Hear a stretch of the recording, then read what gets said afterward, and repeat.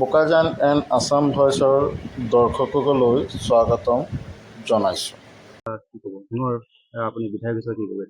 এই কথাটো অলপ বৈষম্যমূলক হৈছে, কাৰণ আমি দাবী কৰিছিলোঁ ঢিং এটা ঐতিহ্যমণ্ডিত এখন চহৰ।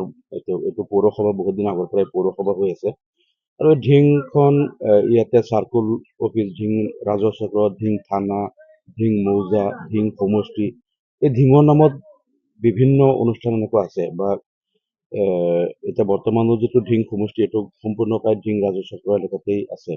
গতিকে আৰু এই ঢিংখন এখন ঐতিহাসিক স্থান, বা সমগ্ৰ অসমৰ মানুহে জানে শেৱালি কবি ৰত্নকান্ত বৰকটকীৰ পৰা আৰম্ভ কৰি বহু বৰেণ্য ব্যক্তি এই ঢিঙক প্ৰতিনিধিত্ব কৰিছে। গতিকে আৰু নগাঁও চহৰৰ নগাঁও জিলাৰ পশ্চিম অংশৰ কাৰণে আমি দাবী কৰিছিলোঁ যে ঢিংখন, তেতিয়াতো সমজিলা বুলি কোৱা হোৱা নাছিল, মহকুমা বুলি কৈছিল, যে ঢিং মহকুমাখন হ'ব লাগে অন্ততঃ নগাঁও জিলাৰ পশ্চিম অংশৰ কাৰণে।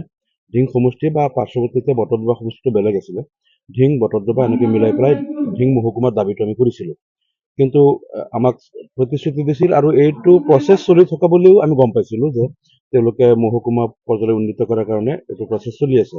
আমি আশা কৰিছিলোঁ যেতিয়া লিষ্টটো ওলাব তেতিয়া ঢিং মহকুমা পাম। তাৰপিছত চৰকাৰে ইতিমধ্যে মহকুমাৰ নামটো সমজিলা বুলি ডিক্লেয়াৰ কৰিছে, আৰু যিটো লিষ্ট ওলাইছে আমি দেখিছোঁ নগাঁৱত ৰহাক দিয়া হ'ল, কলিয়াবৰক দিয়া হ'ল।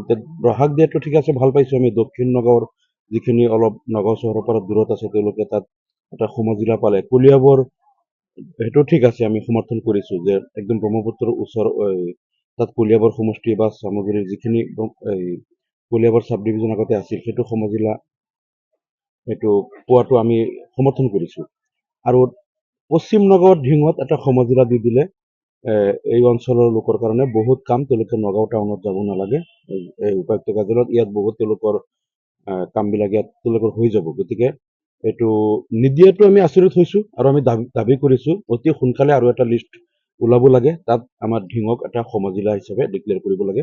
আমি এইটো দাবী কৰিছোঁ, আৰু মই নিজেও এইটো অসম চৰকাৰৰ লগত মই যোগাযোগ কৰিম।